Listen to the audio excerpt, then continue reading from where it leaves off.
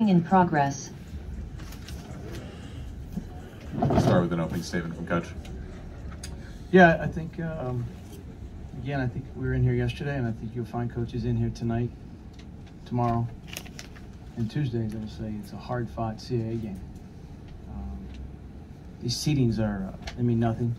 Just shows where you finished in the league. But I think when the ball gets thrown up here in D.C., at least in our situation, I think they're pretty heavily contested games, regardless of the score. I thought our guys really competed, really played incredibly hard.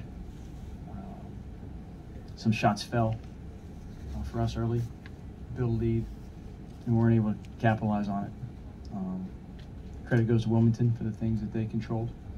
Got the offensive glass, hit a couple shots, and I think that was one of the big differences in the game. So, questions in the room in front, Marcus. There was a 16-0 run in the second half for UNCW. What was that? What caused it? Well, Nick Farrar was part of it, you know, and certainly we mixed our coverages up during that time. He had a couple shots. They ran a couple different actions for him. It was a little bit staggering around some stoppages. A couple times called timeout. Justin drew a foul, got to the foul line. You know, so they hit some shots. You know, this is a team on the season that hasn't shot the three incredibly well. They hit some timely shots right there. Coach, how did the injuries to Mate and Yame really limit you guys offensively, finding points? I'm sorry, who was that? Was that on? Yeah. Sorry, go ahead. What? How did the injuries to Yame and Mateo Gross limit you guys down the stretch, trying to score points, keep up with them once they took the lead back? Yeah, I thought Mate was aggressive today, and he scored at the rim a couple times. And, you know, he's just a veteran leadership. Even if he's not necessarily scoring, he's cutting and moving. And I think our guys are comfortable with that. So certainly a veteran leader. Yame Butler, I mean, I don't know if you have time to go on a journey of our season, but a month ago, Justin went out the day before he played Delaware in practice. Jamie Bergen stepped in and was dominant and played incredible, his best game of the season. And with 3 minutes left, tore his meniscus, and he was done for the year. Yame Butler had 17 that game and played and carried us for a stretch. And then for him to go down today, that's some pretty cruel fates. We get Justin back, and then Oakers goes down. So I don't think I've experienced quite that swing and quite that attack at a depth at one position ever before.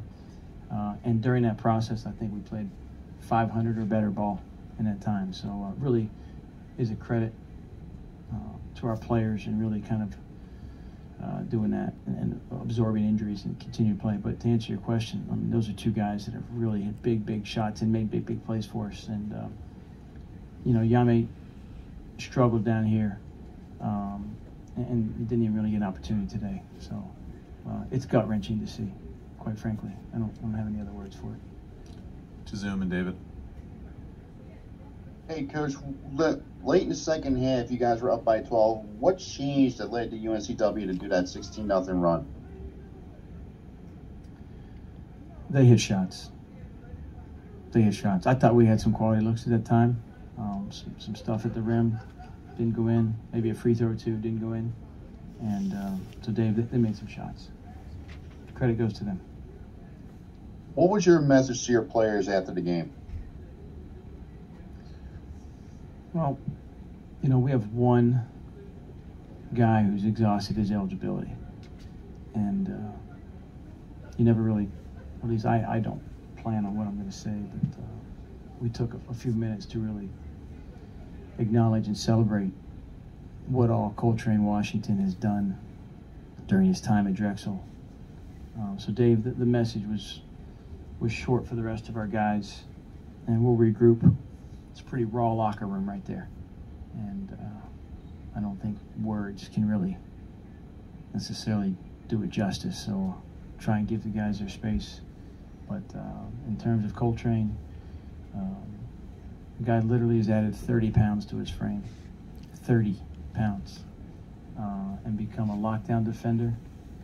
And in the middle of that process, came in was a sniper. And I thought you saw the best of both of his abilities today. He hit some open shots, carried us a little bit, and really defended. And so, going to miss him in our program. And for the rest of our guys, I hope that a tightly contested quarterfinal game is just the beginning.